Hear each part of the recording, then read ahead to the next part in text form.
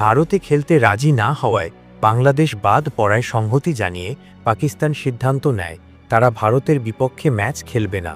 ম্যাচটি হওয়ার কথা ছিল শ্রীলঙ্কায়। এই ম্যাচ না হলে আর্থিক ক্ষতির মুখে পড়ার শঙ্কা থেকে পাকিস্তান ক্রিকেট বোর্ডকে ভারত ম্যাচ বয়কট নিয়ে পুনর্বিবেচনার আকুতি জানায় শ্রীলঙ্কা ক্রিকেট বোর্ড। তাতে কিছুটা মন গলেছে পাকিস্তানের।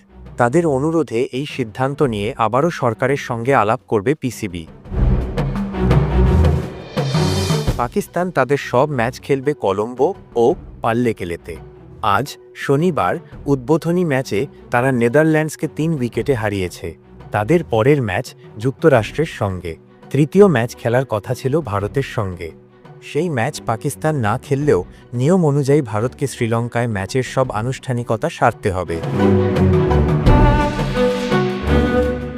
ভারতীয় গণমাধ্যম দ্য হিন্দু এক সূত্রের উদ্ধৃতি দিয়ে জানিয়েছেন, সরকারি ও ক্রিকেট পর্যায়ে শ্রীলঙ্কার সঙ্গে পাকিস্তান সবসময় খুব ঘনিষ্ঠ ও বন্ধুত্বপূর্ণ সম্পর্ক রক্ষা করে, সুতরাং তাদের বোর্ড থেকে পাঠানো মেইল উপেক্ষা করা যায় না।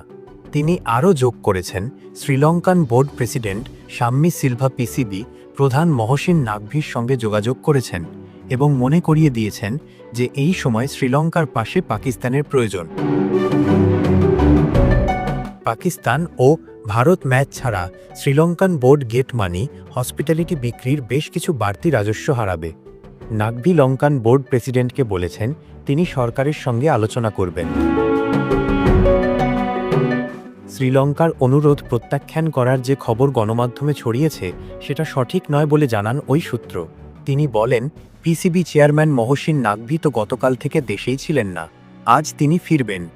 ভারত ম্যাচ বয়কট নিয়ে পুনর্বিবেচনার অনুরোধ করে তিনি প্রধানমন্ত্রীকে মেইলটি দেবেন। সোমবারের মধ্যে এই ব্যাপারে সিদ্ধান্ত নেওয়া হবে।